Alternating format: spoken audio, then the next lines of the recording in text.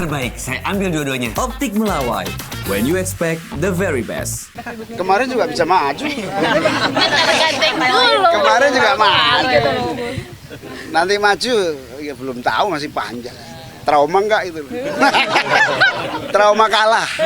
Hari ini kita rapat koordinasi pemberdayaan masyarakat, diikuti oleh Menteri UMKM, Menteri Koperasi, Menteri Perlindungan Pekerja Migran, Menteri Sosial, Menteri Ekonomi Kreatif, dan Menteri Koperasi. Kemudian Menteri Desa. Berbagai agenda pemberdayaan dimulai dari keinginan agar graduasi masyarakat miskin, mulai dari miskin ekstrim, miskin menjadi berdaya mandiri. Dari sana ada banyak isu-isu yang harus ditangani cepat. Salah satunya data tunggal agar tepat sasaran. Yang kedua, meningkatkan kapasitas usaha kecil menengah dan koperasi dengan memberi kapasitas kemampuan, kemudian bahan baku, holding antar UMKM akan kita lakukan agar usaha besar bersinergi kolaborasi dengan UMKM. Lalu kita juga akan melakukan atas perintah Pak Presiden meningkatkan kapasitas dan kemampuan para pekerja migran yang ke luar negeri. Insya Allah akan dibangun paling tidak 100 balai latihan kerja baru untuk pemberangkatan persiapan jabatan tertentu kualitas standar skill dan vokasi yang disiapkan khusus melalui 100 balai latihan kerja baru.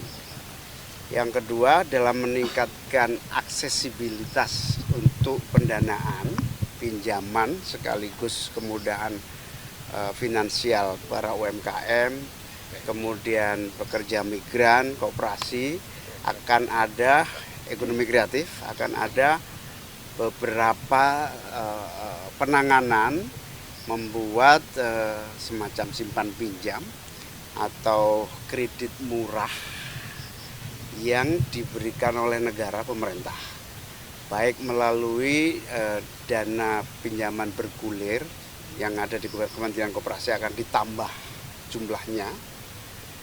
Kemudian akan dibuat program khusus pinjaman untuk pekerja ke luar negeri.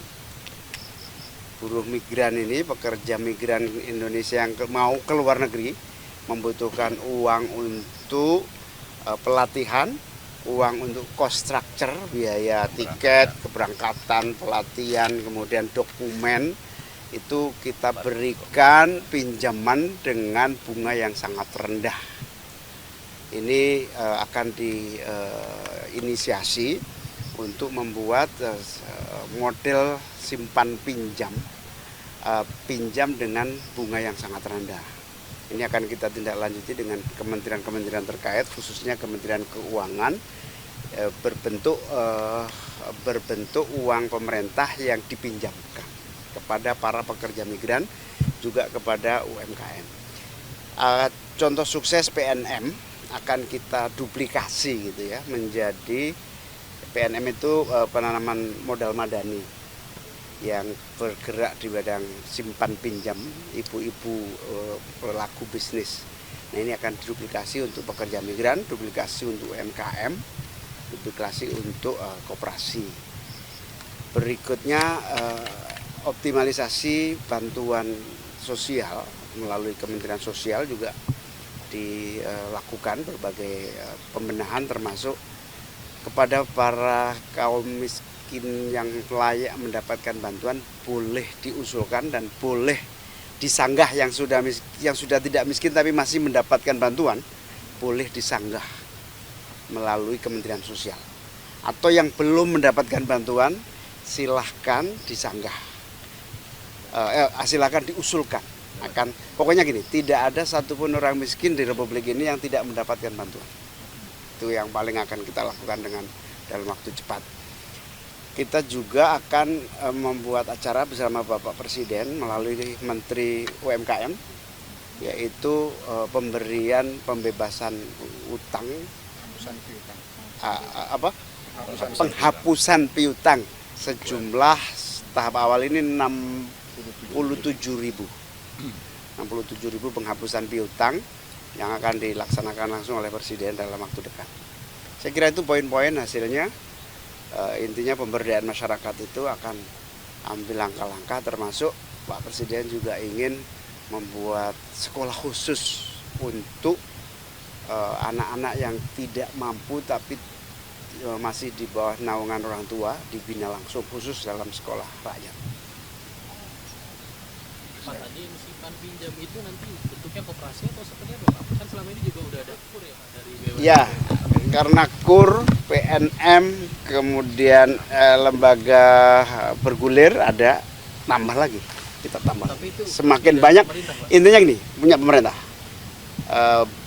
Intinya kita ingin menambah akses permodalan dengan bunga rendah. Persiapannya berapa banyak Pak? Berapa triliun mungkin Pak untuk Ya bisa 20 triliunan total ini.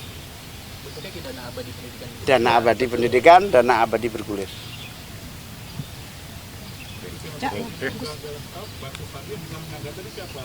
Tetangga kalau ada tahu orang sudah mampu tapi masih dapat, silahkan menyanggah. Bila tetangga ini udah kaya kok masih dapat, ya, silahkan. Ada aplikasi khusus dari Kemensos online. Ya. Cek bansos. Cek bansos. Aplikasinya cek bansos, di situ ada usul sanggah. Jadi boleh.